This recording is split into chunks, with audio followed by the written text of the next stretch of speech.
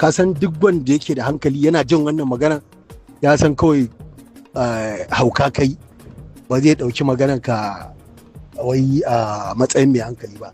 To exactly maganar da Dauda ya yi cewa kowane ɗan Kano umarni ya bayar, to daidai yake da kawai ka bushi iska ka ce yau gwamnan Kano kada yarda ya fito, ka ba shi umarni.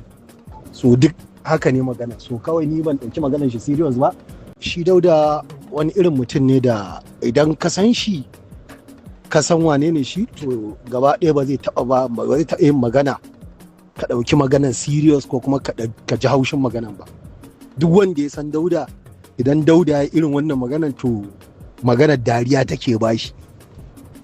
Wanda bai san shi ba shine zai ji haushin maganar shi ko kuma ya ɗauki maganar wani so serious. Shi a haka yake. In za ka yi tunawa ai recently haka kawai ana zaune lafiya kawai ya ɗauko maganan Davido akan ya yi kaza bai kamata ya ɗauki sirrin Najeriya.